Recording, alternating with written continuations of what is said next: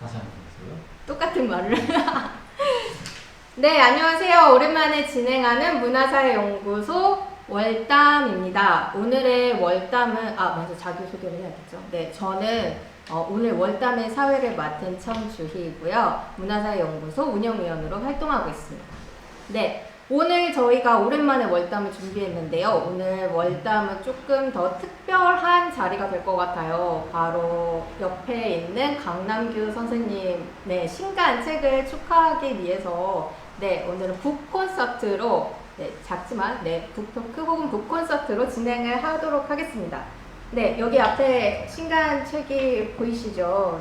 이 따끈따끈한 칼럼집을 가지고 오신 강남규 선생님의 지금은 없는 시민 북토크인데요. 요즘 또 책이 나오고 나서 주목을 많이 받고 있어가지고 문화사연구소에서 빨리 이렇게 하지 않으면 안 될 것 같아서 부랴부랴 미리 실은 책이 나오기도 전부터 예약을 하고 모셔왔습니다. 그리고 또 실은 문화사회연구소 운영위원으로 또 함께 활동하고 계세요. 그래서 좀 동료의 어떤 신간 출간을 축하하기 위한 자리이기도 하니까 지금 화면을 보시는 분들과 또 문화사회연구소 회원 여러분들께 많은 응원 부탁드립니다. 그럼 지금부터 옆에 있는 강남규 선생님 인사를 하겠습니다. 제가 소개하면 될까요?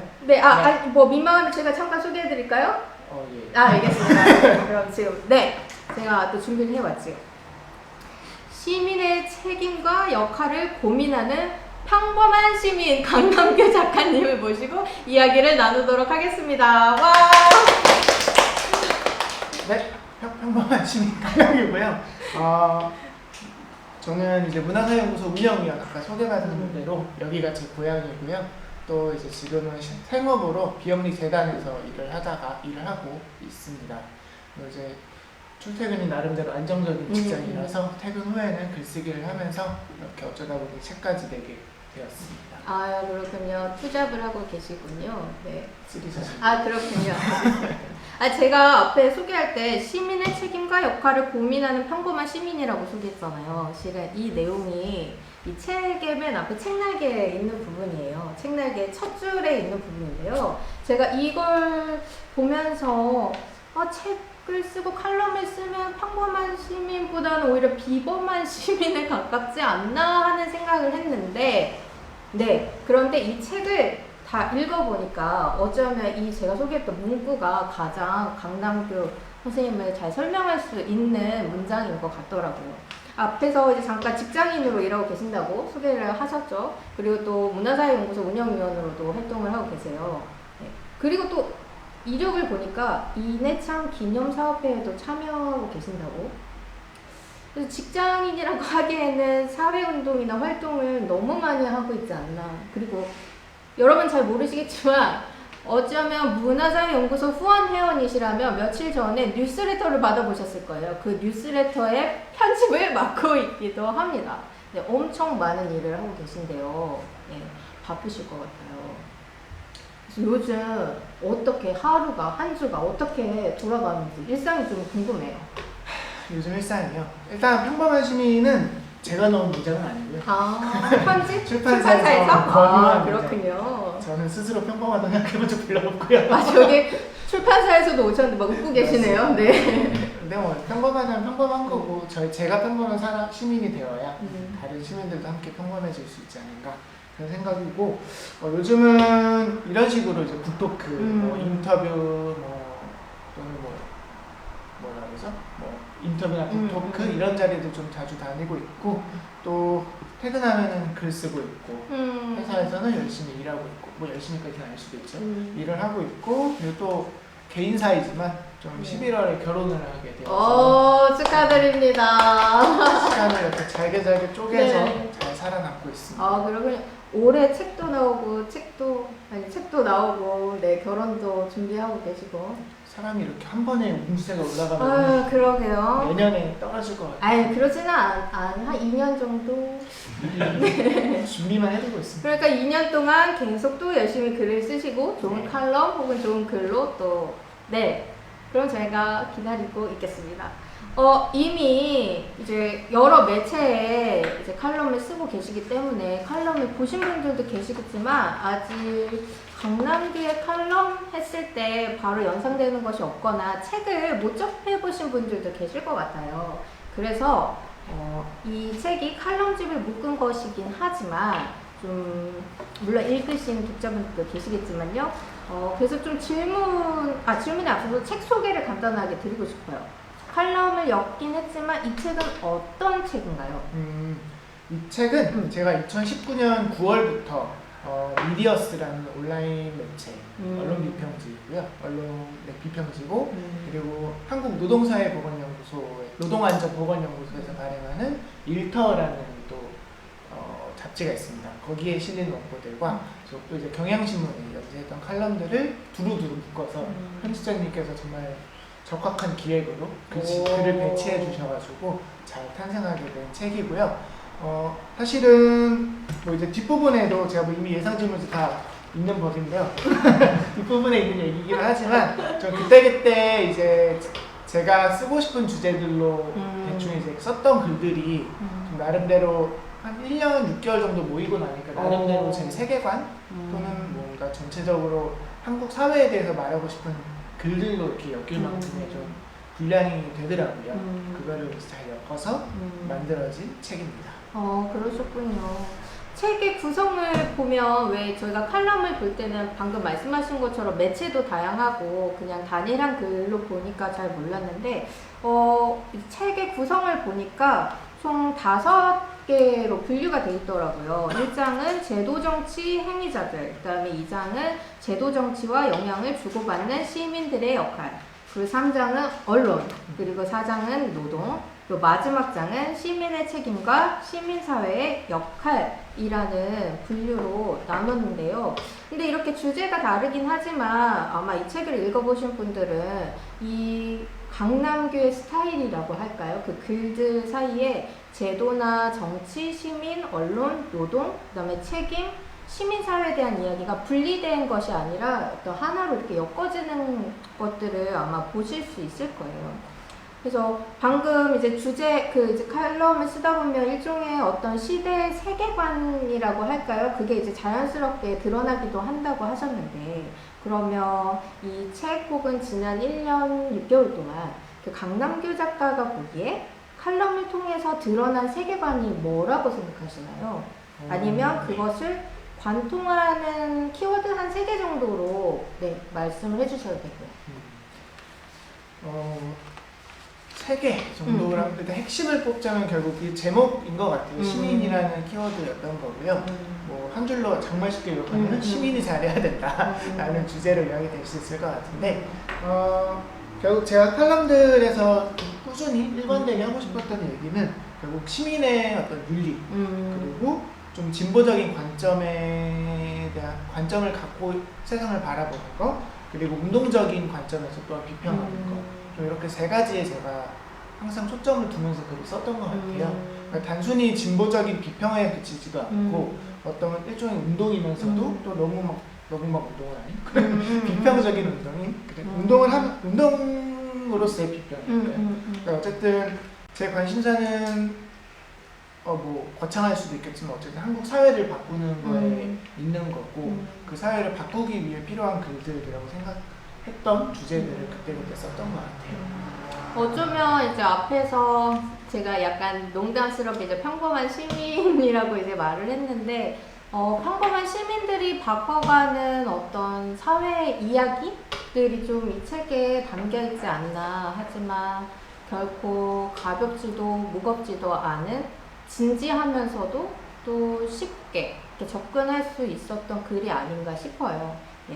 그러면 좀 이제 여러분들이 맛보기로 앞에서 이 책은 이런 거구나 하는 설명을 간단하게 들으셨는데요. 본격적으로 책에 대한 이야기를 좀 해볼게요. 북토피니까 책에 대한 이야기를 해보도록 하겠습니다. 네. 그 책의 서문에 이런 부분이 있어서 인상 깊어서 가져왔는데요.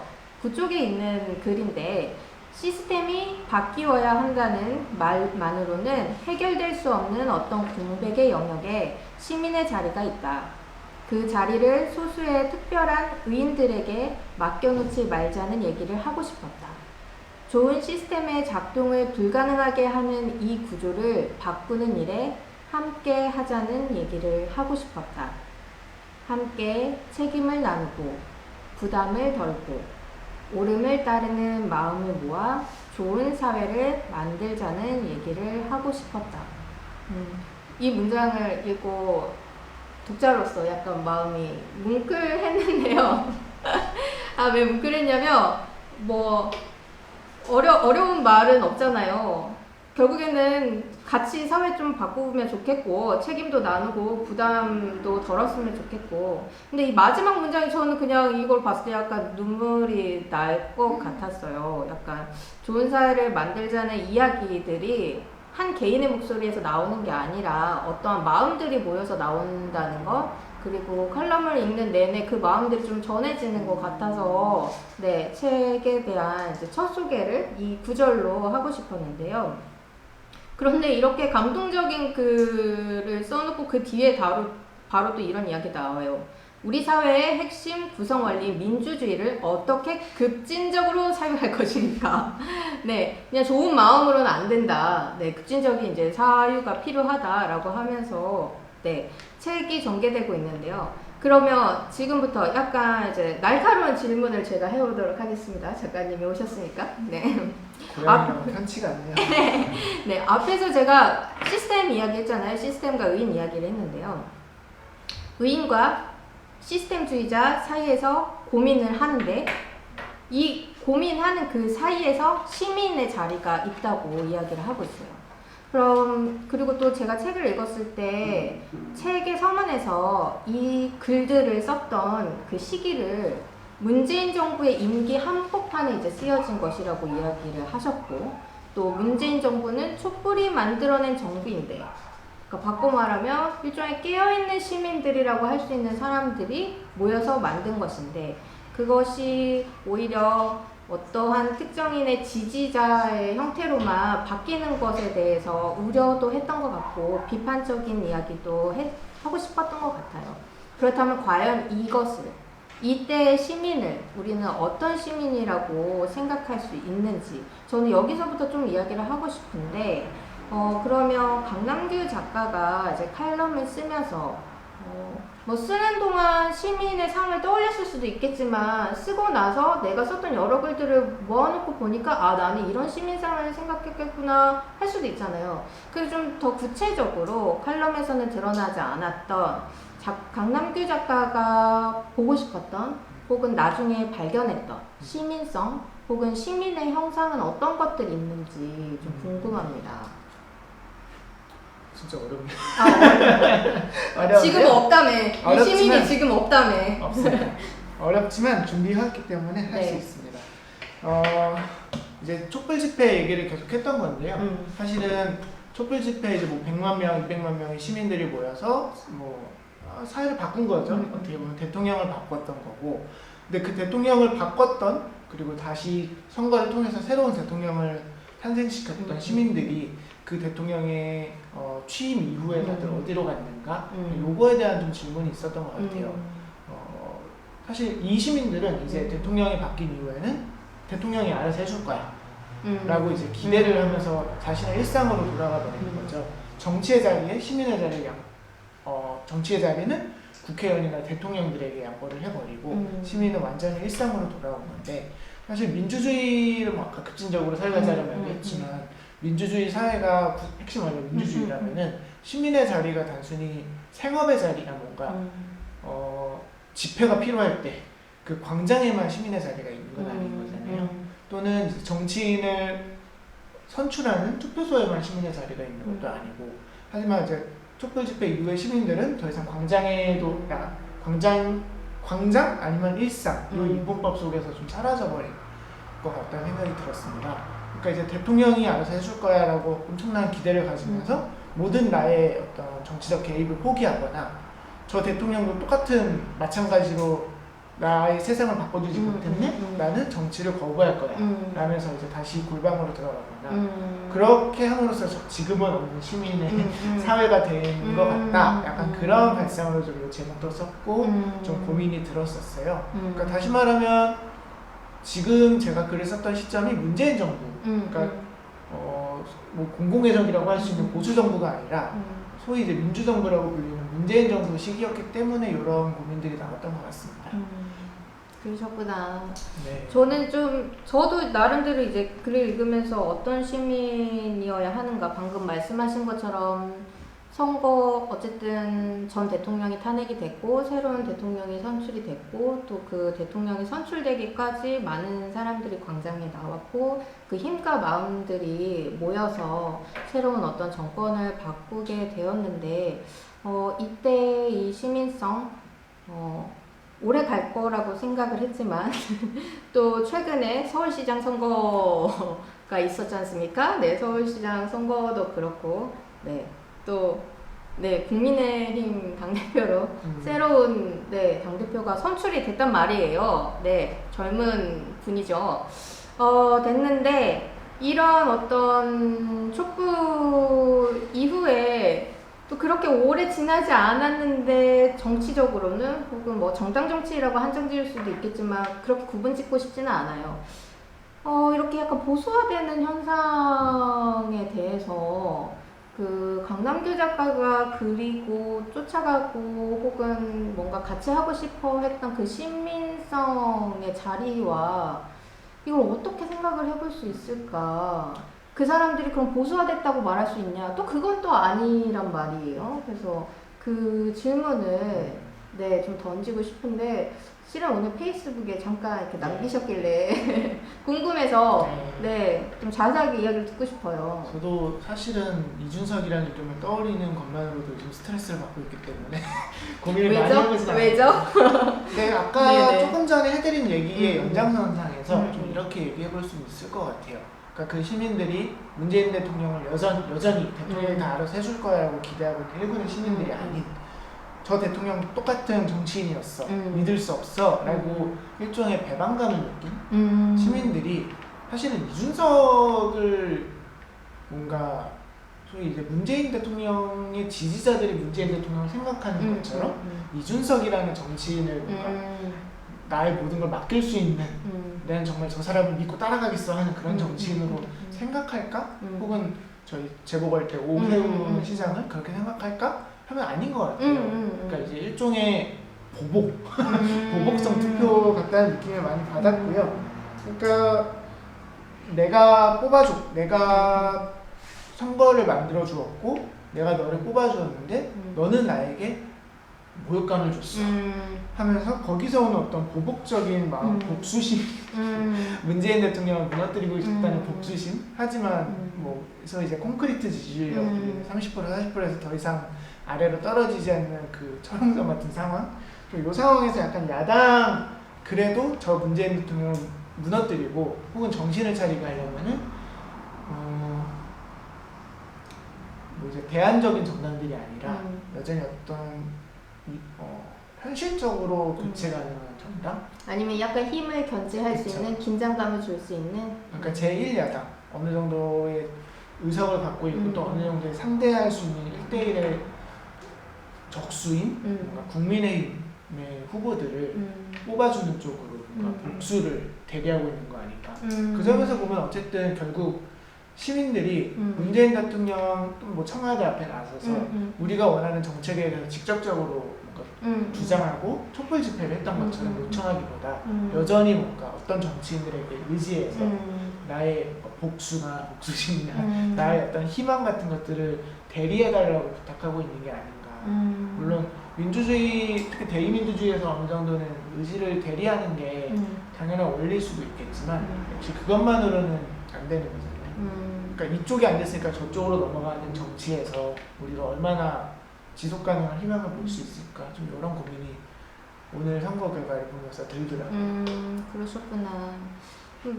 방금 말씀해주신 이야기를 들으니까 저희가 왜 여론조사를 정기적으로 하잖아요. 그러면서 뭐 대통령의 지지율이라던가 혹은 이제 특정 정당들의 지지율이라던가 혹은 차기 대선 후보들에 대한 지지율들을 이렇게 조사를 하는데 이게 항상 동일하게 나타나는 게 아니라 어떤 사건이나 시기에 따라서 달라지는데 저는 그게 뭐 아까는 약간 이제 거칠게 복수라고 이제 표현을 하셨지만 결국 그게 어떠한 힘을 그러니까 발휘할 수 있는 하나의 또 다른 표현이 될 수도 있다고 생각을 해요. 하지만 그 제가 이제 이 책을 읽었을 때 그 강남규 작가가 생각하는 그런 시민은 단순히 어떤 주권자로서의 시민만을 의미하지는 않는다는 생각이 들었어요. 그러니까 투표하고 끝 이런 게 아니라는 생각이 들었는데 그런 생각이 들었던 구절이 민주라고 하는 단어를 이제 나름대로 해석한 부분이었거든요.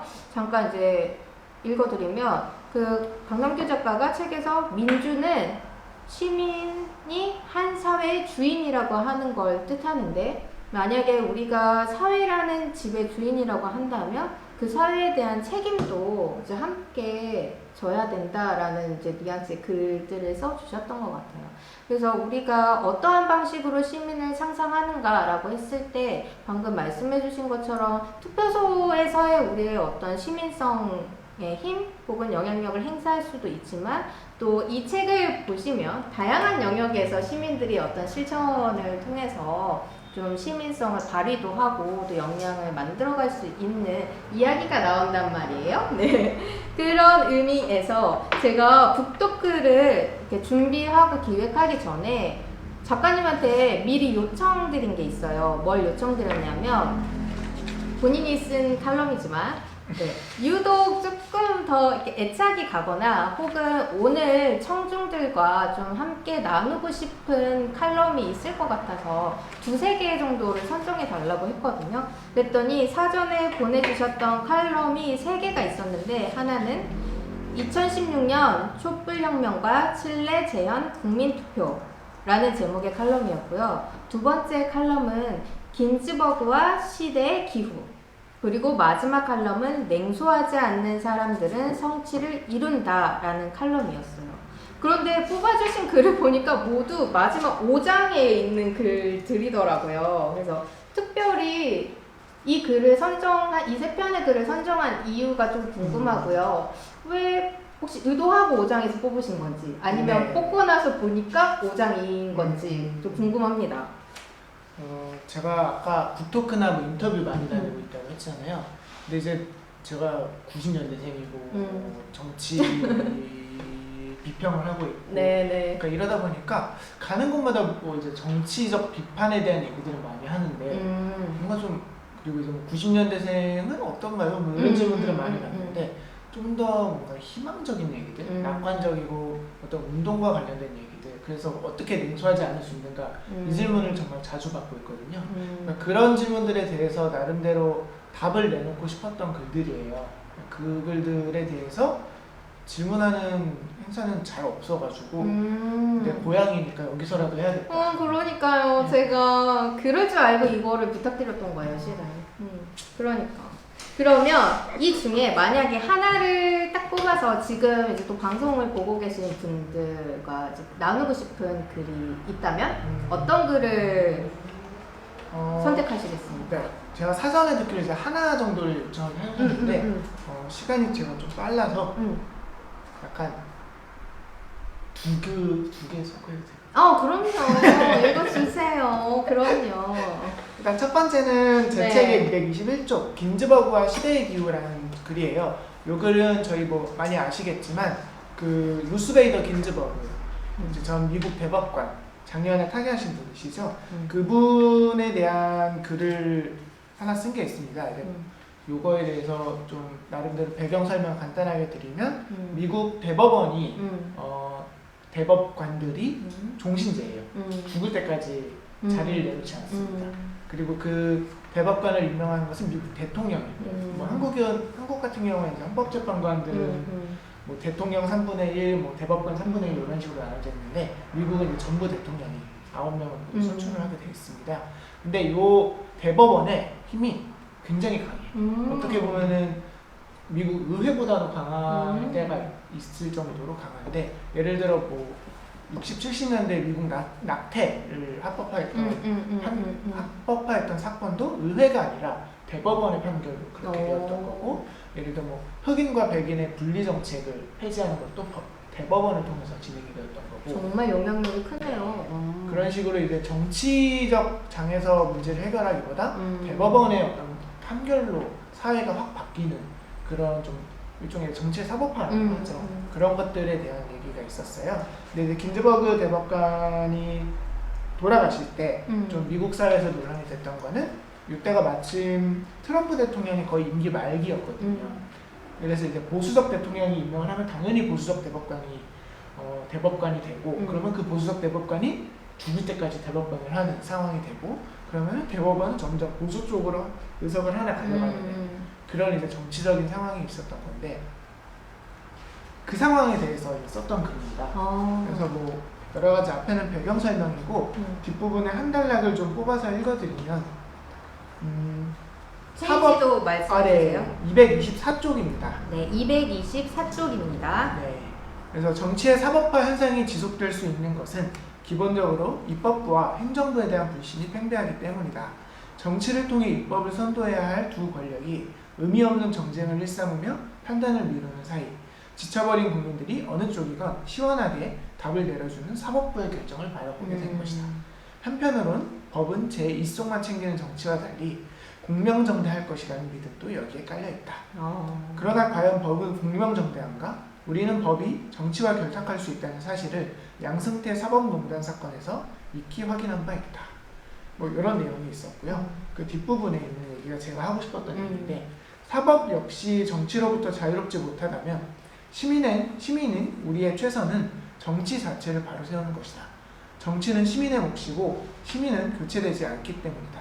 한 사람의 교체가 막대한 영향력을 행사하는 사법부와의 결정적 차이다. 우리 편으로 채울 수 있을 땐 한없이 편리하지만 적의 편으로 채워졌을 땐 한없이 불리한 제도의 모든 것을 맡긴다면 우리의 정치는 언제나 뒷걸음칠 위험에 시달릴 수밖에 없다.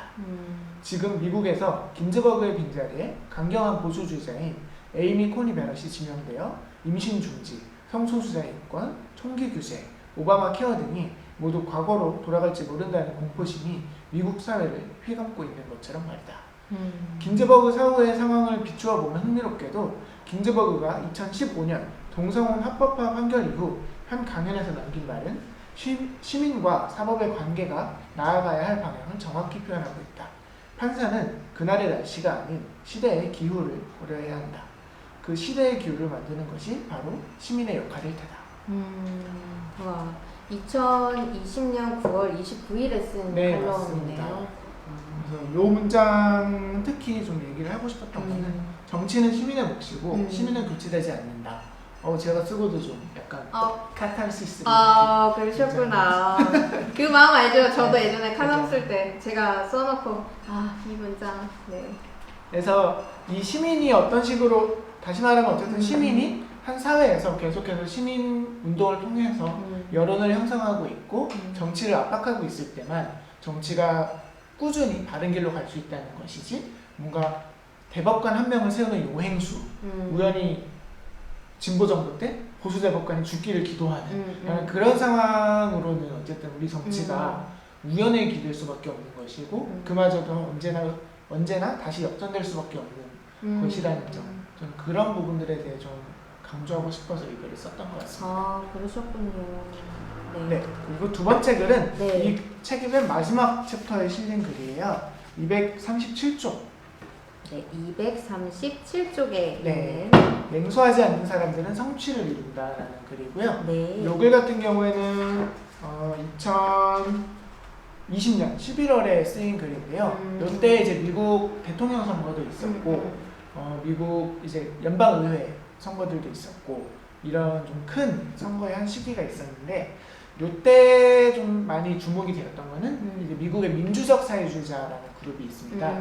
많이 또 들어보셨을 거예요. 2016년 그 버니 샌더스 열풍 처음 있었은 이후로 좀 크게 많이 성장한 그룹인데, 요 이제 민주적 사회주의자, 그러니까 미국에서 사회주의를 얘기하는 게 얼마나 5년 전만 해도 말도 안 되는 일이었잖아요.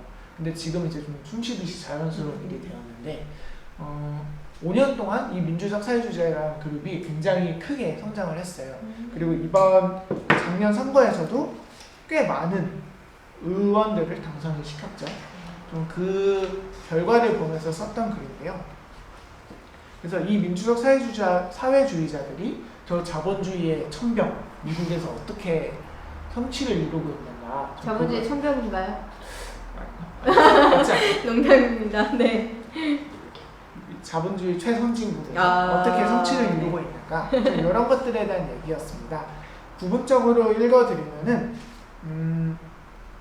238쪽입니다.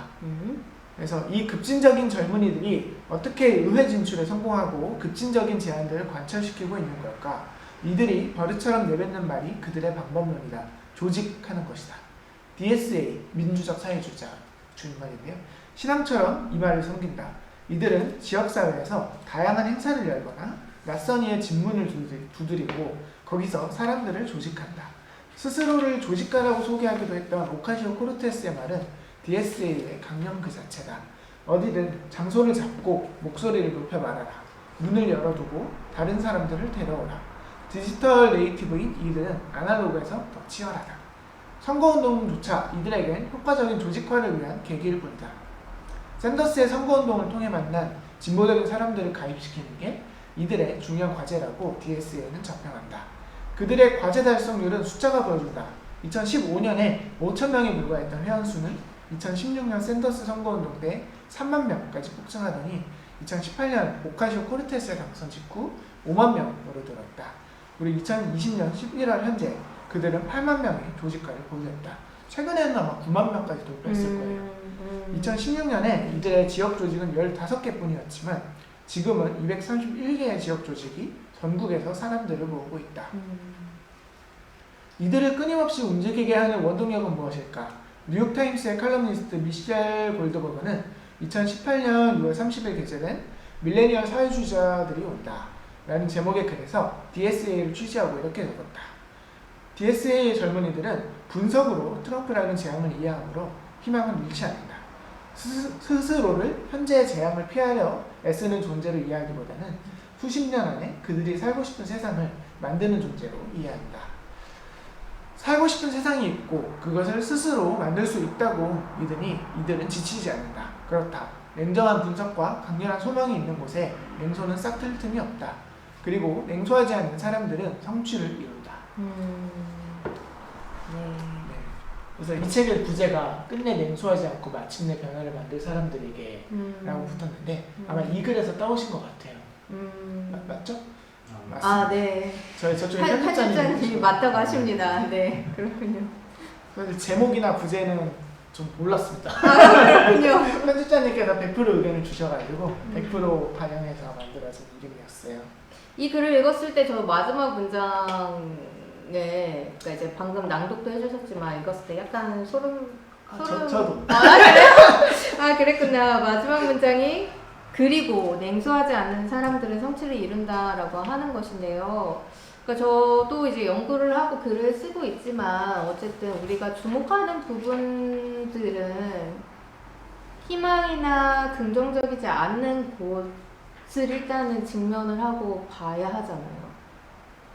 그리고 그 자리가 과연 희망의 자리가 될지 안 될지 모르는 상황에서 그러한 어떤 보이지 않는 무언가를 쫓아가고 좀 그려가는 것 같은데, 그래서 좀 이걸 보면서 마음이 또 두 번째 뭉클했습니다. 냉소하지 않고 좀 같이 살아가는 것, 그 끝에는 뭐가 있을까 좀 궁금도 하고 했는데 이 글을 읽으면서 아, 그 끝에는 어쩌면 성취라는 것도 있을 수 있겠구나 하는 생각이 들어서 네. 성취라는 주제에 대해서 좀 요즘 많이 생각을 하고 있어요.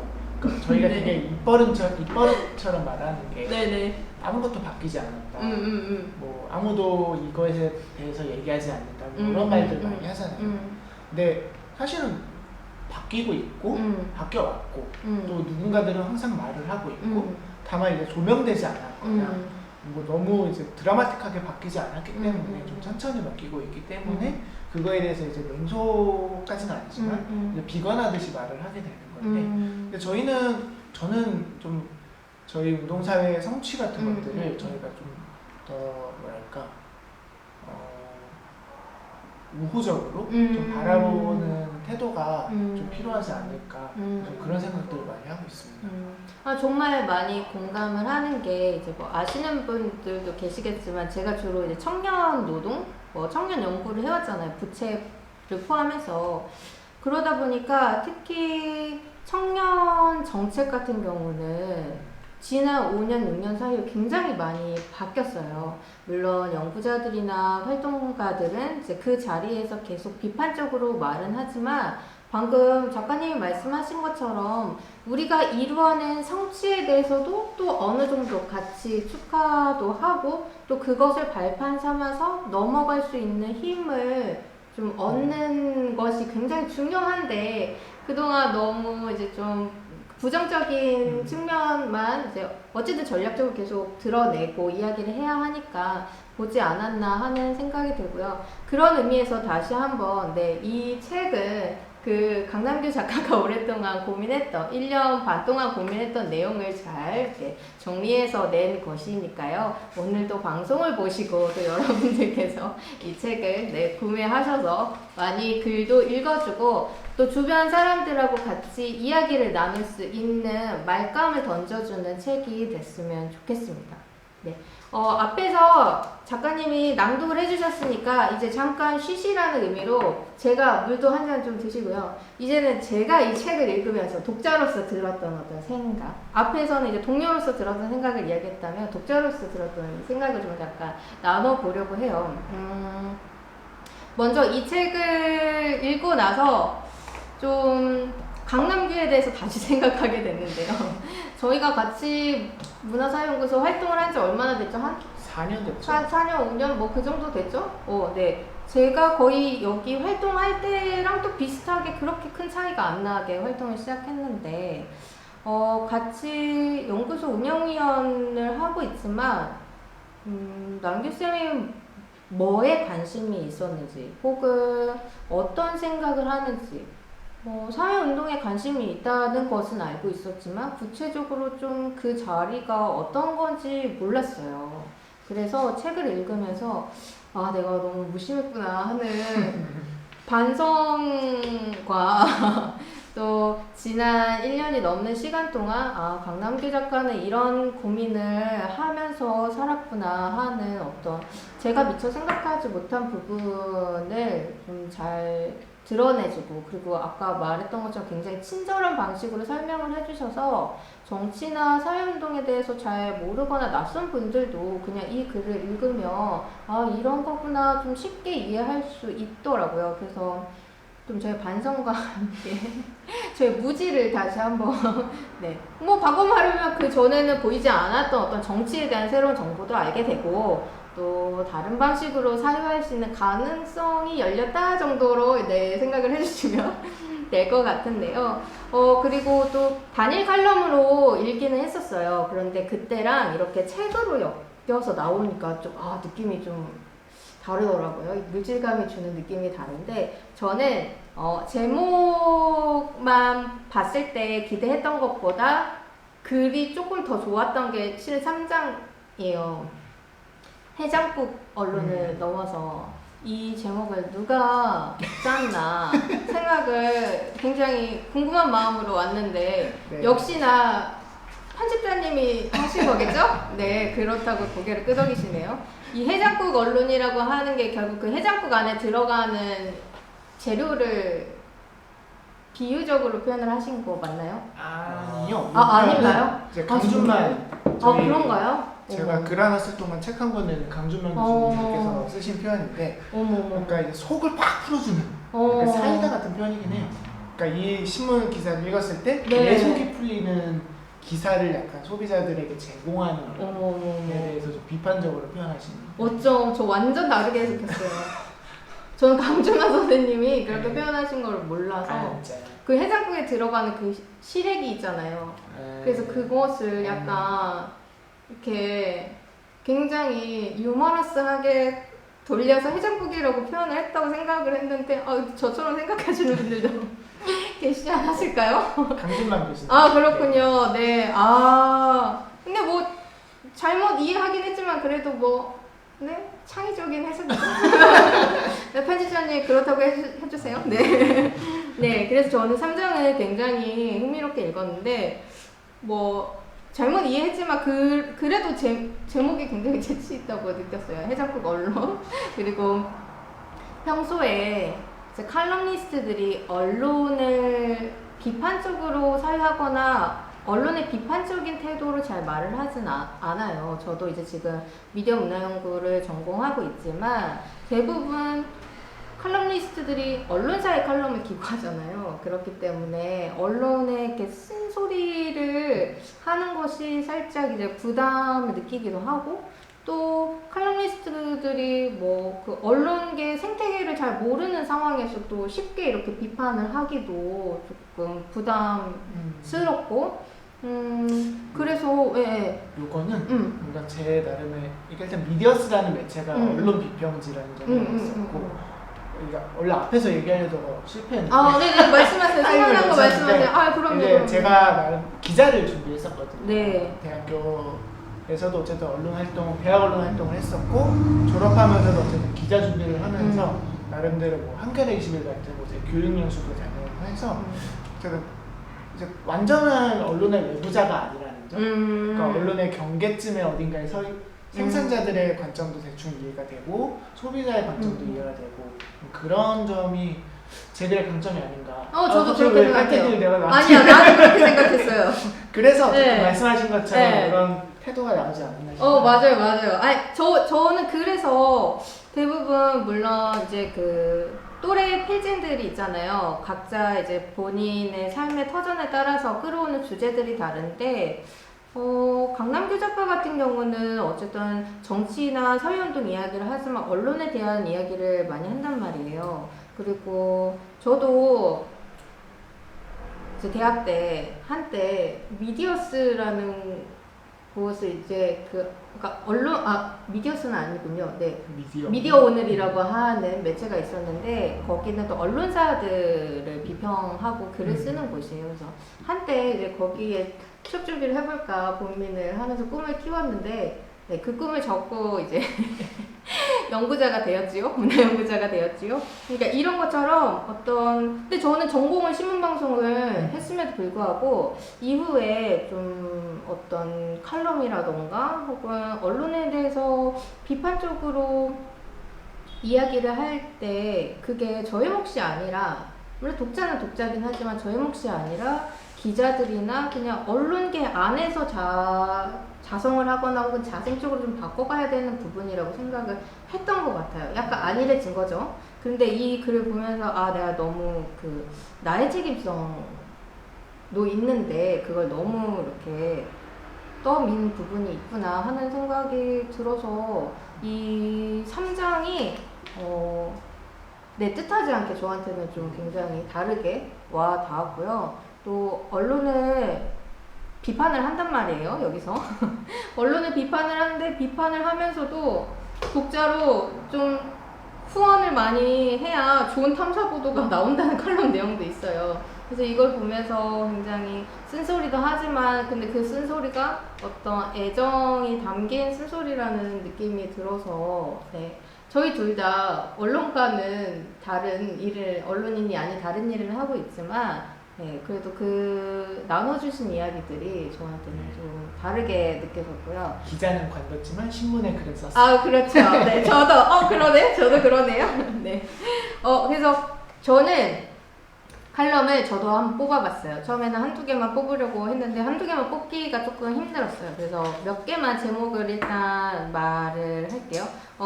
강남규 작가가 이제 앞에서 몇 가지를 소개해 주셨지만 일단은 정치와 관련해서 전 두 편의 글이 좀 인상적이었는데 남성의 얼굴을 한 정치를 뒤집다라고 하는 칼럼이었어요. 2021년 3월 4일에 나온 건데요. 이 칼럼은 르완다의 어떤 여성 할당제에 관한 이야기를 다루고 있어요. 그리고 이거랑 연관지어서 같이 돌파하는 정치라고 하는 칼럼도 있어요. 이건 2020년 7월에 나왔던 건데 정의당의 장혜영 의원에 관한 이야기를 이제 다루고 있거든요.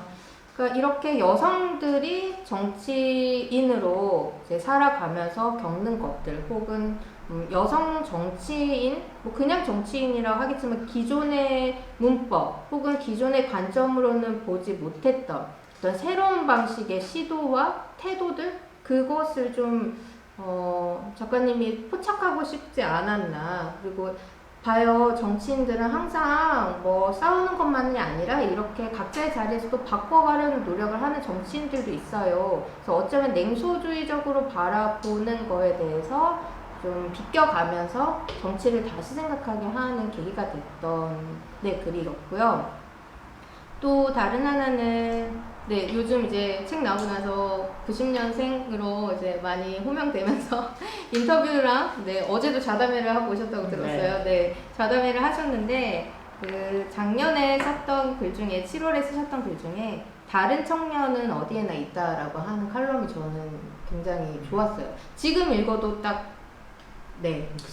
시적이라고나 할까요? 그래서 이 칼럼은 기자나 이제 언론인들을 보면은 학력이나 그들의 자원이라던가 뭐 하는 것들이 대부분 이제 상류층 혹은 뭐 한국 사회에서 소위 스카이 대학이라고 하는 것들이 좀 편중이 되어 있는데요.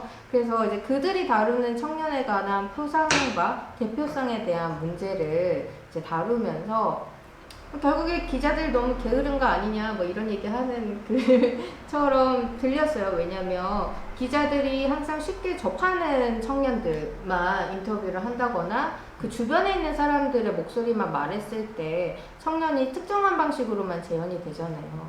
그런데 요즘 또 자주 듣는 게 청년들한테 뭐 공정이 뭐라고 생각하냐, 뭐 정의가 뭐라고 생각하냐. 혹시 어제 또 그 질문 받으셨나요? 참 많이요.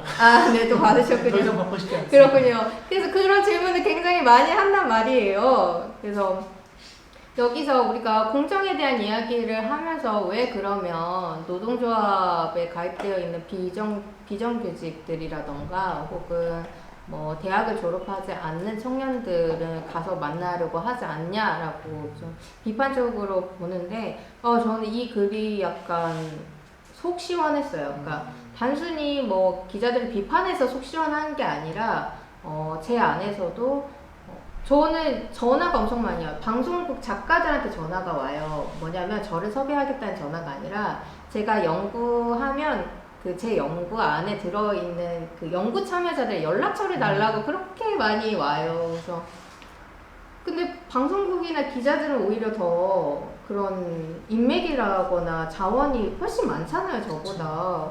그래서 그렇게 오면은 연구윤리상 이건 안 됩니다. 전화하지 마세요. 이렇게 거절을 하는데요. 참 난감할 때가 굉장히 많고 그런 점에서 좀 청년에 대한 어떤 자담회나 혹은 강의를 준비하시는 분들은 이 칼럼 한번 좀 읽어보셨으면 좋겠어요.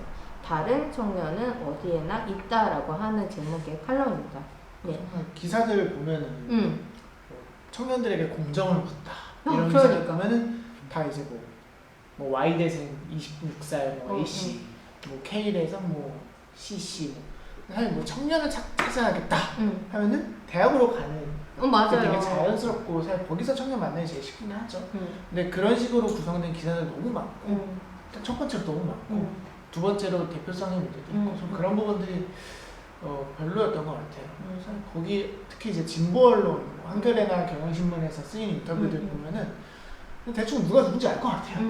제 페이스북 친구들 보면은 대충 각이 나요. 그래서 이게 너무 한 번을 그냥 그러니까 3명 정도 인터뷰가 있길래 유명 비슷하게 돼 있길래 한번 맞춰봤거든요. 대충 맞더라고요. 어떡해. 거기에 충격을 먹고 썼던 글이었습니다. 아유, 그러셨구나. 네. 아니, 저는 약간 여담이긴 한데 최근에 이제 방송 뉴스 보면은 항상 자주 등장하는 거리가 연남동이에요. 그러니까 시민들을 만나러 가겠습니다 하면 항상 연남동 아니면은 그 홍대 홍대역 있고. 앞에 네네 거기가 배경으로 나오고 시장하면 항상 망원시장이 나온단 말이에요. 그리고 인터뷰를 따면 항상 마포구라고 표시가 되어 있어요. 그래서 보면서 아 어떻게 한국 사회 시민 대표성은 마포구가 갖게 됐는가 네 하는 좀 그렇게 치면 신지혜 후보가 엄청 주력 후보인데. 아 그런가요? 대표적인 마포구 네, 그런 마포구에서 거. 신지혜 후보 엄청 득표율이 아 다른 데에 비해서 그렇군요. 높거든요. 네. 그러니까요. 이것만 보아도 네 그렇죠. 그래서 제가 같이 낭독해보고 싶은 글은 이겁니다. 다시 뻔한 말을 외치는 이유이고요. 2019년 11월 13일에 쓴 글이에요. 페이지가 어디냐면요. 151에서 154쪽입니다.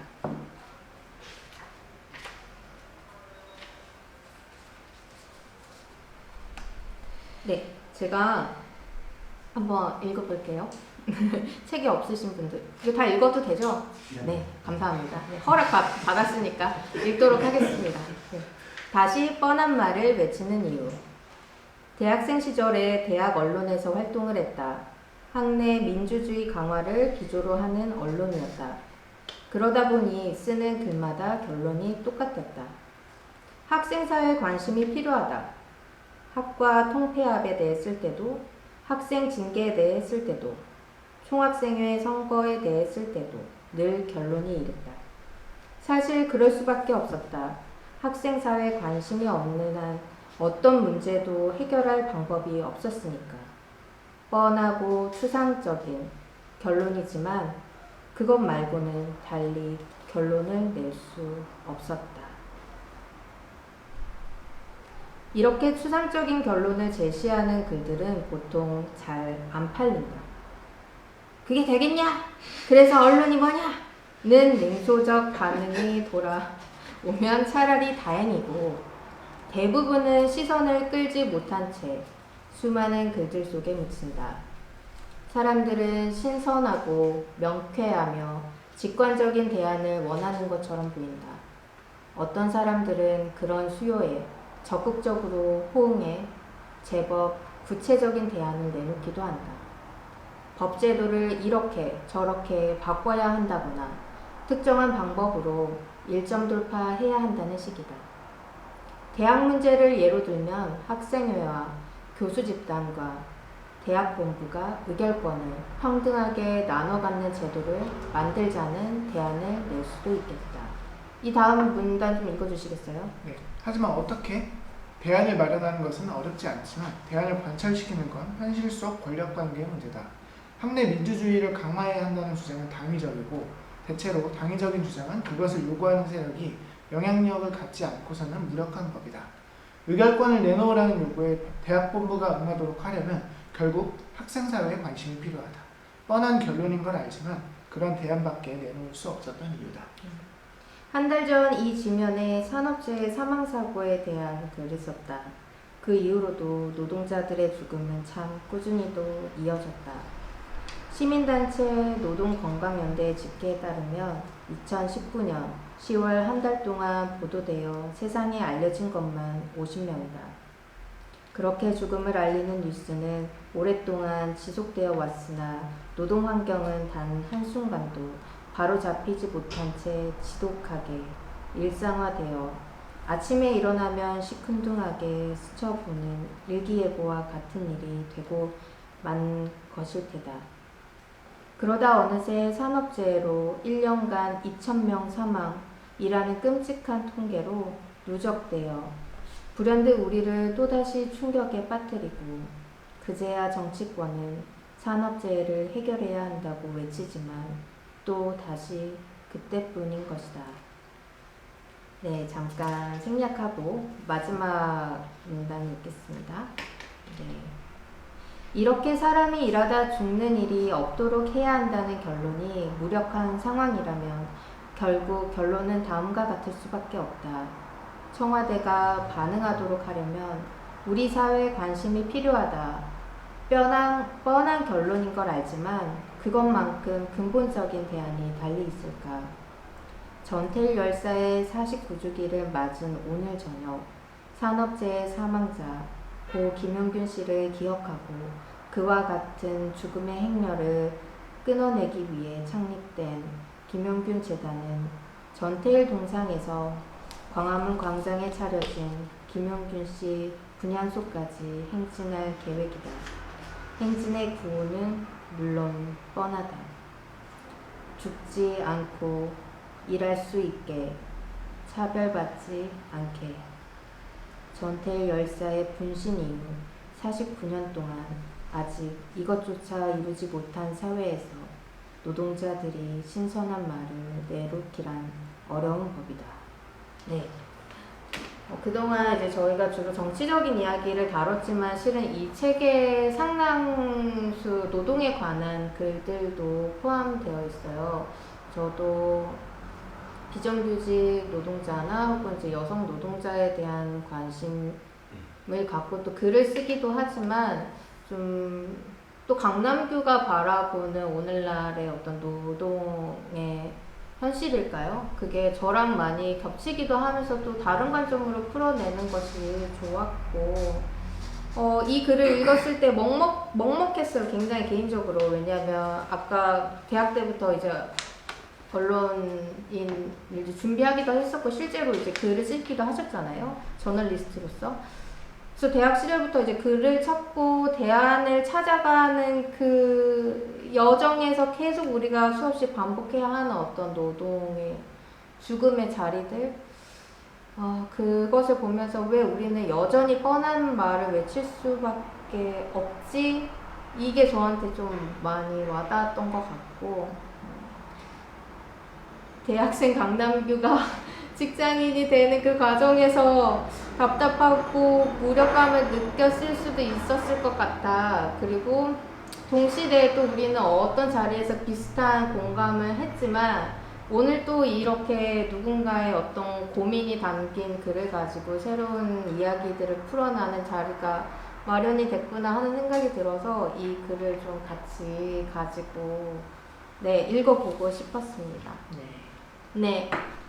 저희 이제 북토크 준비한 것이 한 3분의 2 정도 지났어요. 그래서 지금까지 책에 대한 이야기를 좀 밀도 있게 북토크니까 다뤘는데요. 제가 이 자리의 기획자로서 기획을 하면서 그 전에 한번 물어봤어요. 지금 뭐 인터뷰도 많이 하고 자담회도 이제 워낙 많이 참여를 하기 때문에 혹시 이 자리에서 좀 문화사회연구소의 회원들이나 혹은 사람들과 같이 나누고 싶은 주제, 이야기하고 싶은 주제가 있다면 어떤 걸까요? 물어보니까 사회운동에 대한 이야기를 조금 더 해보고 싶다고 답을 미리 주셨어요.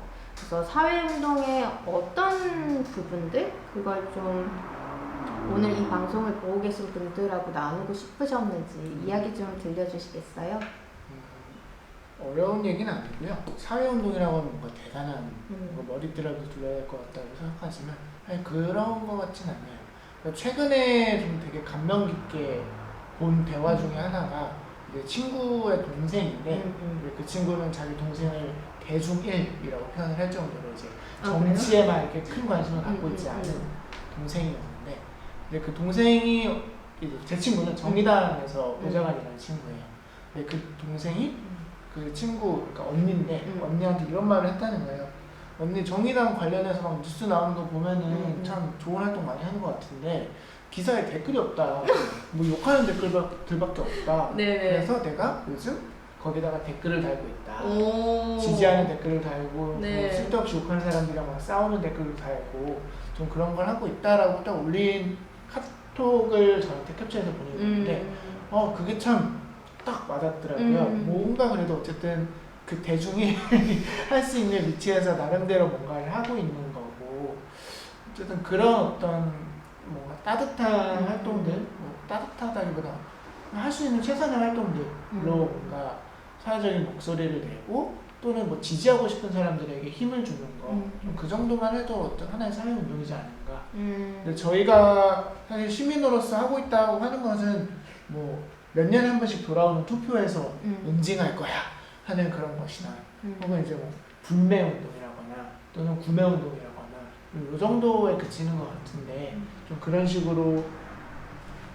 뭐 댓글을 다는 것도 마찬가지고 지지하고 싶은 내가 지지하지만 내가 하지 못하는 운동들을 하고 있는 단체들에 후원을 하거나 좀 그 단체 행사들에 많이 관심을 갖고 참여하고 그리고 앞서 이제 읽어주신 글 중에서 사회에 관심이 필요하다라고 썼는데 뭐 길을 가다가 분향소 정말 많거든요.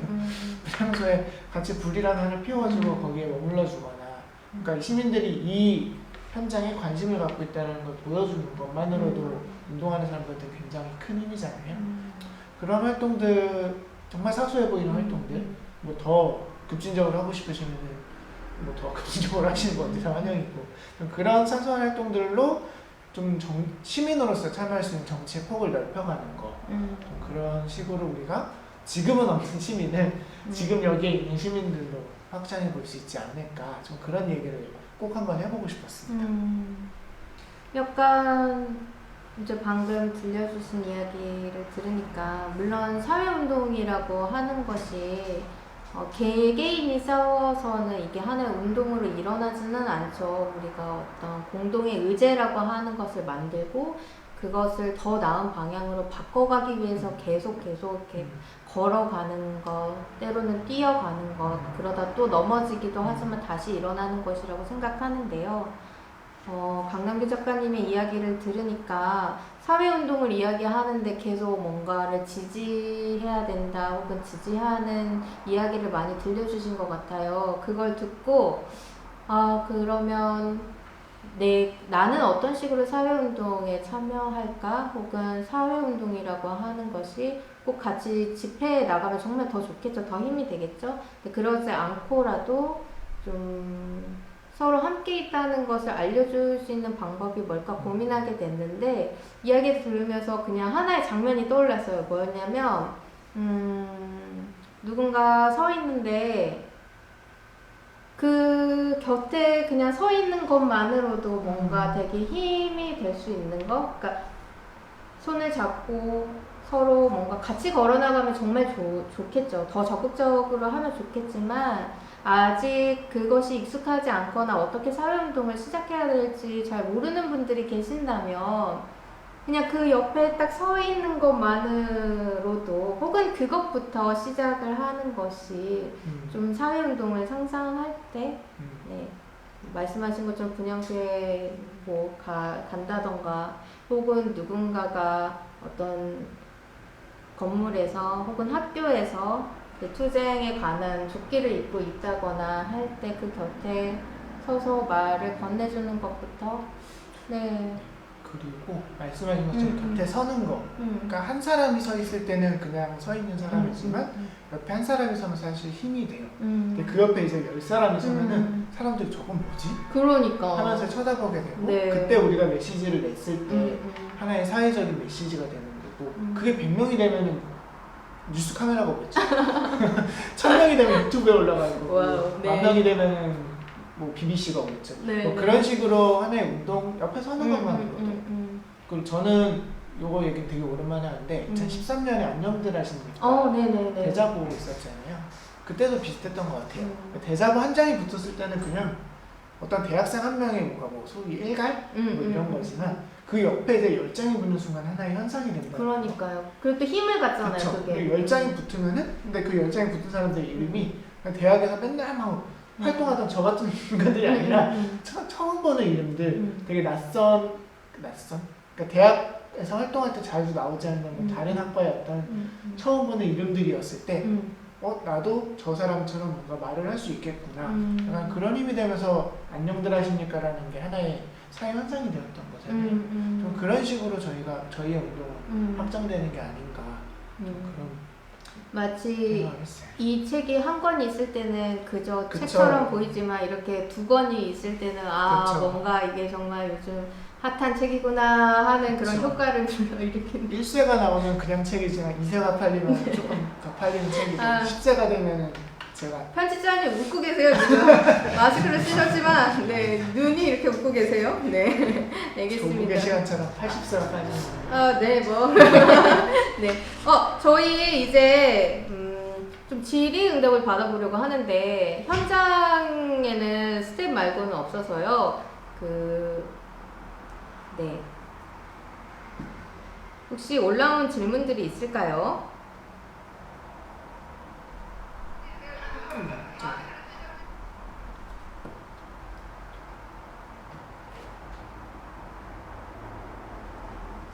아, 김규백님께서 안녕하세요라고. 망원동 사는 제 친구. 아, 그런가요? 망원동 주민이시군요. 네. 그 친구 과 동기고. 아, 네. 원래 오늘 여기 비면은 자기가 오겠다고 했는데 그냥 온라인으로 참여하려고 했어요. 잘하셨습니다. 네.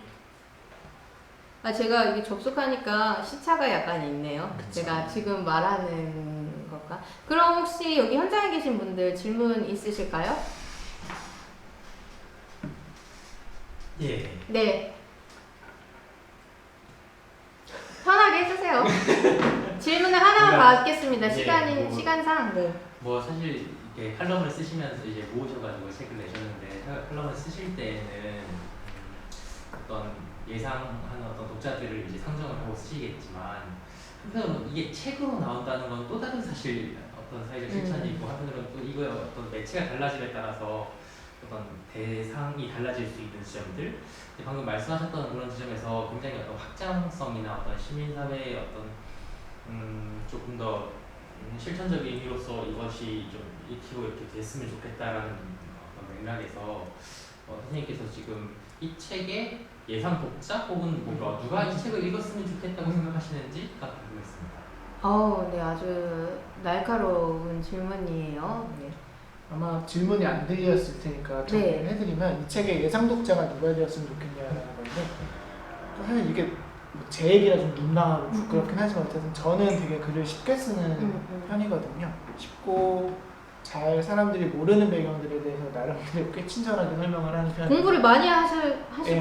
글을 쓰시는 것 같더라고요. 네. 어쨌든 정말 배경 지식이 많지 않은 사람들도 바로 읽을 수 있는 글을 쓰려고 노력을 항상 했었기 때문에 좀 이 책이 그러니까 이제 막 사회에 조금이라도 관심을 갖기 시작한 나의 친구, 나의 동생, 뭐 나의 후배, 뭐 나의 부모님, 뭐 나의 친척, 나의 뭐 사돈, 팔촌 뭐 어쨌든 뭐 그런 식으로 이제 막 사회에 관심을 갖기 시작한 사람들에게 좀 나름대로의 관점이랄까 세계관, 사회를 바라보는 관점 이런 것들을 같이 좀 공유할 수 있는 책이 되었으면 좋겠어요. 그래서 그런 분들이 독자가 되었으면 좋겠다.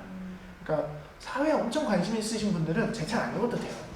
사시고 친구한테 이렇게 사회에 관심 가지신 친구들한테 하나 선물해주면 베스트니까요.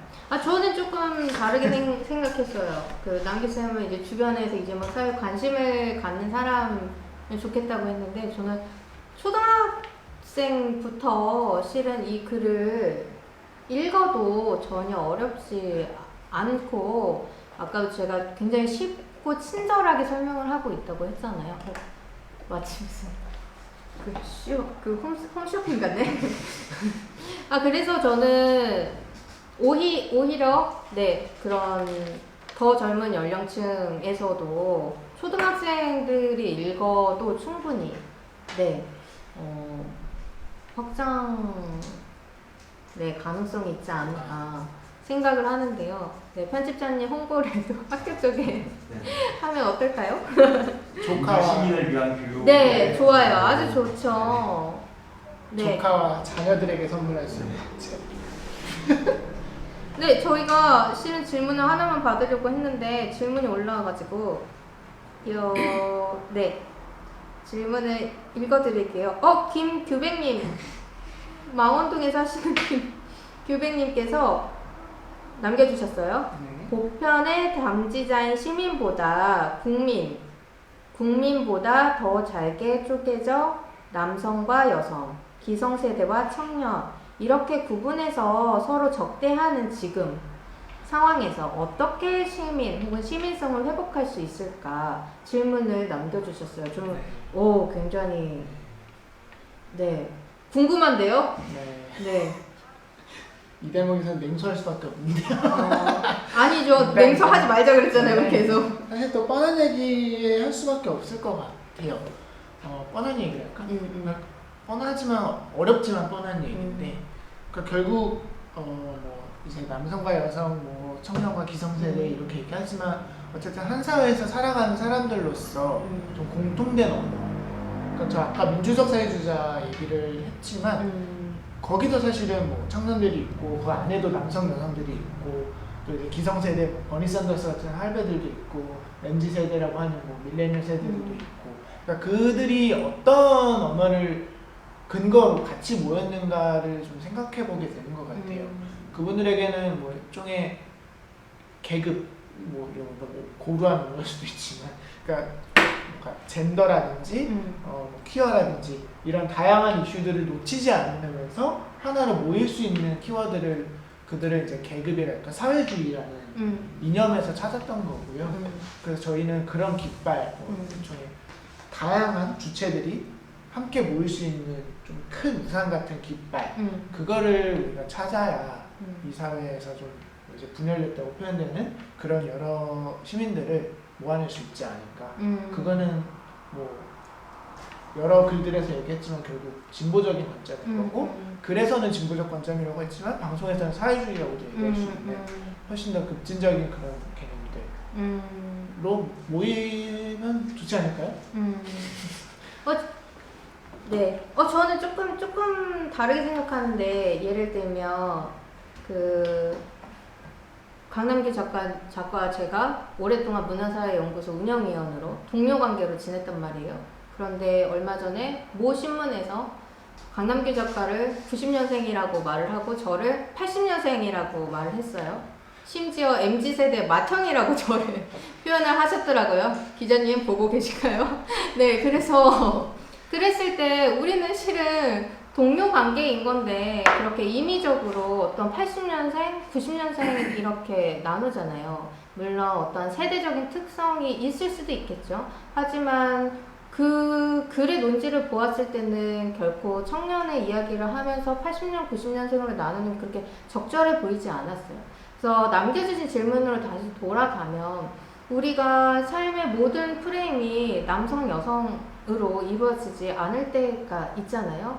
하지만 모든 프레임을 그렇게 어떤 젠더로 이분법으로 나누고 그것이 마치 갈등적인 상황인 것처럼만 묘사를 하는 것이 저는 좀 이걸 어떻게 바라봐야 할까 하는데, 그러니까 바꿔 말하면 어떤 특정한 정체성이라고 하는 것이 저는 고정되어 있다고 생각하지 않아요. 나는 80년생이기 때문에 여성이기 때문에 이런 말을 할 때도 있지만 꼭 그렇기 때문에 이런 말을 하지 않을 때도 있단 말이에요. 그래서 우리의 개개인이 서로 다양한 정체성으로 구성되기 때문에 그 고정되지 않는 정체성들이 교차하면서 어떨 때는 사회운동을 할 때는 또 어떤 집단으로 같이 모이기도 했다가 또 정말 어떤 여성주의 운동에서 필요한 목소리를 낼 때는 또 그런 집단으로 모였다가 하는 좀 더 유연한 방식으로 우리의 삶을 해석하고 다양한 정체성 혹은 정치들을 조직해가는 과정이 또 하나의 제가 생각하는 또 그런 대안이 될 수 있지 않을까. 그랬을 때 시민성은 하나의 시민성이 아니라 굉장히 다양한 시민들이 생기는 것이죠. 저 이제 그만 끝내려고 그랬는데 계속 질문을 하시니까 받겠습니다. 네, 라디오 같다고 김비백님께서 남겨주셨는데 칭찬이신 거죠? 사연을 읽어주는 게 나아요. 감사합니다. 네. 근데 질문이 제 핸드폰에서는 보이지 않은데 제가 보고 있으니까 제가 읽을게요. 네, 해주세요. 김정윤 선생님께서 네. 시민의 실천 이런 것들을 강조하는데 조직화라든가 그런 제안, 구체적인 제안들은 뭐 피하고 있는 것 같다. 논점을 구분하는 차원에서 이런 시민의 실천을 제안하는 것인가, 좀 이런 질문을 해주셨는데 사실은 이게 좀 제 글의 약점이기도 해요. 저의 현장이 없기 때문에. 그러니까 제가 만약에 산재 문제를 해결하는 활동가라고 하면 언제나 글 말미에 제안을 쓸 것 같은데 그렇지 않았고, 저는 문화사회연구소 운영위원이라는 이름으로 활동을 했었고 또 실제로 일하고 있는 현장은 비영리 재단이고 뭐 방송이라 말을 할 수 없지만 어쨌든 뭐 이렇게 급진적인 또 재단은 아니고 뭔가 활동적인 뭔가를 하는 재단은 아니라서, 그러니까 현장이 없는 자의 나름 현장이 없는 자로서의 뭔가 부끄러움이랄까요? 좀 그런 것들 때문에 직접적인 제안을 쓰지는 못했던 거고, 다만 좀 그래서 은근슬쩍 제 얘기 표현하는 방식은 있었던 것 같아요. 예를 들어 아까 읽어주신 것 중에 뻔한 사회, 뻔한 말을 외치는 힘에서도 김용준 재단의 행진 얘기를 이렇게 얹은 것처럼 제 활동이 아니기 때문에 제가 직접적으로 얘기할 수는 없지만 우리가 연대할 수 있는 방법들, 제 조직화로 참여할 수 있는 창구들을 은근슬쩍 얘기하는 식으로 그 부끄러움을 해소하고 있습니다. 네, 알겠습니다. 저희 지금까지 1시간 조금 넘게 이제 강남규 작가님을 모시고 또 새로 나온 책에 대한 이야기 그리고 사회에 대한 이야기 이런저런 이야기 했는데요. 이제 조금씩 마무리를 지으려고 합니다. 네. 그래서 마지막 질문으로 이런 질문이 저도 약간 머쓱하긴 하지만 요즘 좀 어떤 주제에 관심을 갖고 계시고 또 앞으로 어떤 글을 쓰고 싶은지 궁금해요. 혹은 연재 중인 매체가 있다면 소개를 해주시면 네, 좀 작가님 팬들이 좀 찾아서 이렇게 볼 수 있지 않을까 하거든요. 네. 네. 일단 연재 중인 매체는 현재는 경향신문이랑 부정기적으로 월간 일터밖에 없고요. 제 페이스북 오시면 될 것 같아요. 아, 페이스북에서 강남규를 치시면 됩니다. 정말 헤비 페북커라서 굳이 보고 싶으시다면 페북에 들어오시면 제일 좋을 것 같고 요즘 어떤 주제에 관심이 있느냐고 하면은 사실 아까 말씀드린 것처럼 좀 희망적인 글을 계속 쓰고 싶더라고요. 뭐 지금까지도 좀 많이 쓰긴 했지만 그러니까 잘하고 있는데 충분히 조명되지 못하고 있는 것들 뭐 그런 것들의 활동들을 소개하고 또 그 의미를 제 나름대로 부여하는 거 그리고 그럼으로써 그 글을 읽은 활동을 하는 사람들에게 좀 앞으로서 나아갈 힘을 주는 거 그런 글을 좀 쓰고 싶습니다. 물론 여기에는 사실은 그러니까 시민단체 활동도 마찬가지지만 이제 국회의원들도 저는 좀 포함인 것 같아요. 예를 들어 뭐 장혜영, 유호정 의원 같은 청년, 여성, 비주류, 비례대표 이런 식의 엄청 소수성을 많이 갖고 있는 의원들이 정말 욕을 많이 먹더라고요. 그 정체성만으로 뭐 페이스북 댓글이나 이런 걸 보면은 좀 그런 분들에게도 나름대로 계속해서 의미를 부여하고 좀 단순히 이제 청년 여성 의원의 뭔가 분투 이런 식으로 해석하기보다도 좀 더 넓은 의미를 찾아서 그들에게 좀 독려하는 거, 옆자리에 서는 거 그런 지지자가 되는 글, 뭐 그런 것들을 좀 계속 쓰고 싶습니다. 그렇군요. 그리고 서문에서도 쓴 것처럼 구조와 개인의 이제 이분법으로 나뉘는 어떤 현상들이나 상황들에서 계속해서 좀 다른 길, 중간에 어떤 길을 찾아내는 결국 우리의 실천을 강조할 수 있을 이슈들 그런 것들에 대한 얘기는 꾸준히 쓰고 싶습니다. 잘리지 않는다면 말이죠. 네, 제가 이제 저희 북토크 처음 시작할 때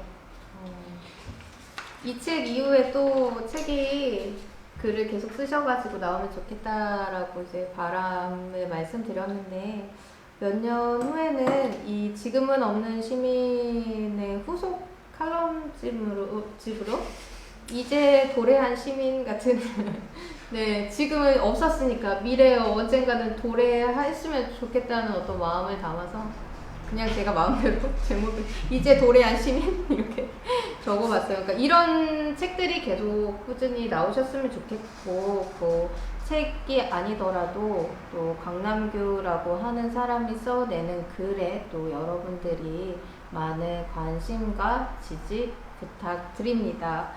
네, 오늘 평소에는 맨날 어떻게 우리 운영할까 막 고민하고 일 이야기만 하다가 오랜만에 좀 그 강남규의 고민 혹은 글 사유에 대해서 좀 이야기를 나눠서 저한테 굉장히 좋은 시간이었어요. 네, 그래서 우리의 삶과 정치적 상상력이라고 하는 게 어쩌면 뭐 대단한 자리가 아니라 이렇게 누군가 먼저 말감을 내주고 또 그걸 가지고 같이 이야기하는 이런 자리에서 만들어지는 게 아닌가 하는 생각이 들고요. 어제 한겨레 에서 90년생 필자들하고 좌담회를 했다는 정보를 제가 입수를 했어요. 네, 그리고 내일 토요판 신문에 나온다고. 네. 네, 엊그제 저담회 하고 왔는데 그러니까 요즘 비슷한 시기에 책을 낸 필자들이 90년대생 분들이 있으시더라고요. 그 K를 생각한다를 쓰신 임명목 작가님 있고 또 이제 당신을 잃어 말한다 쓰신 이길보라 작가님. 네. 그분 두 분과 같이 좌담회를 했어요. 주로 나눈 얘기 이제 90년생, 90년대생, 뭐 공정, 능력주의. 거기까지. 내일 이제 그래서 읽으셔야 되니까 네. 이분들이. 네. 그래서 제가 했던 말의 핵심은 네. 그거였습니다. 이제 분석은 좀 그만했으면 좋겠다. 분석은 다 했고 그래서 이 90년대생 또 뭐 공정, 능력주의 이슈들에 대해서 우리가 어떤 관점으로 얘기를 할 거냐 이런 얘기를 했는데 원고에 실릴지 모르겠습니다. 내일 확인해 보시죠. 그렇군요. 네. 근데 내일 토요판에 강남규 작가의 좌담회만 실리는 것이 아니라 그 좌담회에 대해 또 쓴 저의 글도 같이 실리니까요. 여러분 90년생과 이제 세대에 관심이 많은 분들은 내일 한겨레 신문을 네, 구매하셔서 근처 편의점에서 구매하셔서 읽어보시기를 부탁드립니다. 굉장히 흥미로운 이야기들이 있을 거예요. 네. 마지막으로 이제 정리하면서 한마디 오늘 자리 어땠는지 이야기 듣고. 네. 확실히 진짜 제가 속한 기관이라 그런지 어때? 마음이 좀 너무 편안하신가요? 편해요. 그런가요? 앞으로 여기서만 하고 싶어요. 그렇군요. 다른 자리들 다 끝내고 여기만 네. 할래요. 안 돼, 나 너무 피곤해서 안 돼요. 그러면. 이상입니다. 이게 그냥 편했고요. 네. 책 많이 팔아주시고 내일 한겨레 원고도 한번 보시고 좀 여러 가지 비판적인 의견 모아주시면 저한테 큰 도움이 되지 않을까 싶습니다. 네. 지금까지 1시간 조금 넘게 시청해 주셔서 감사하고요. 후일에 기회가 되면 또 문화사회연구소 월담이라는 이름으로 저희가 이제 또 신진 연구자들이나 혹은 저희가 하는 연구들 많이 공유할 수 있는 자리를 만들려고 해요. 그러니까 뉴스레터, 강남규 작가가 만드는 문화사회연구소 뉴스레터도 꼭 정기적으로 확인을 하시고, 구독을 원하시는 분들은 댓글로 이메일이나 혹은 메시지로 이메일 남겨주시면 저희가 정기적으로 뉴스레터 받아보실 수 있도록 하겠습니다. 깊어가는 밤, 금요일 밤이군요. 다들 평안하게 잘 하루 마무리 하시고요. 지금까지 함께 해주셔서 감사합니다. 사회를 맡았던 천주희였고요. 함께 해주신 강남규입니다. 감사합니다. 우리도 막 배경음악 이런 거 막 있었으면 좋겠는데, 막 일어나는 체크도 막 이런 거 뉴스 막 하는데 정리하고 막 이제 인사하고